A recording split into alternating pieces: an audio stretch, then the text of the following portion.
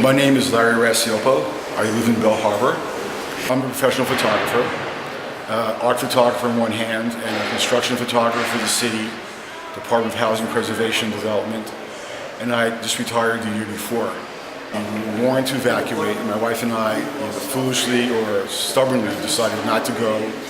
We thought it was going to be another hoax like Hurricane Irene, and it turned out we were quite mistaken. Our house was badly damaged in that we lost all our power, and we had water in our basement just a few inches short of coming up to the first floor. So we lost our furnace, washer, dryers, all electricity, and we survived though. And we only lost stuff, a lot of really cool things in the basement. And we've been able to manage, and we never left. We stayed because we heat part of our house with the fireplace. So we stayed through everything. We went to bed at night as the water was rising in the dark, and get up in the morning and saw the level of devastation. Kind of felt we personally dodged a bullet. Some of our neighbors fared much worse. I didn't really intend to publish any of the photos I took. I felt a little that the hurricane was a little too close to home, although I photographed rooms extensively. Ellis Island, old movie theaters. I felt that I really wasn't comfortable doing this. I knew too many people who'd been hurt. But every day I walked my dog on the beach, and I took photographs. I was walking as I was talking to my friends. I had to go every day up to the FEMA gas station to get 10 gallons of gas to run our generator. And I just walked along with my little toy camera, my sketchbook camera, and my cell phone, and took photographs. And then after a few months, I started thinking, well, there might be a little story here, a little personal journal.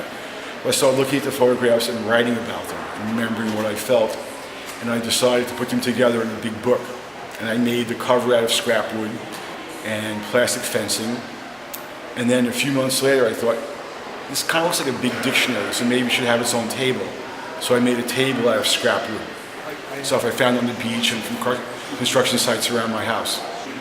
What I would take away is, like, one thing might be to count your blessings and to think about how when bad things happen, if we survive them, we kind of forget them. I think we're hardwired to survive, and that you have to feel lucky that we only lost stuff. People died, especially in Staten Island. And I think that you just learn to go forward.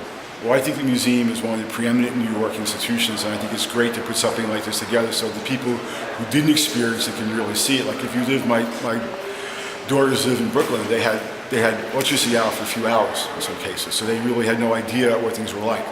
So it's good to share it, and you have to think, compared to the big world, New York is hit very rarely. This is like an unusual happenstance. People suffer like this very often in other places.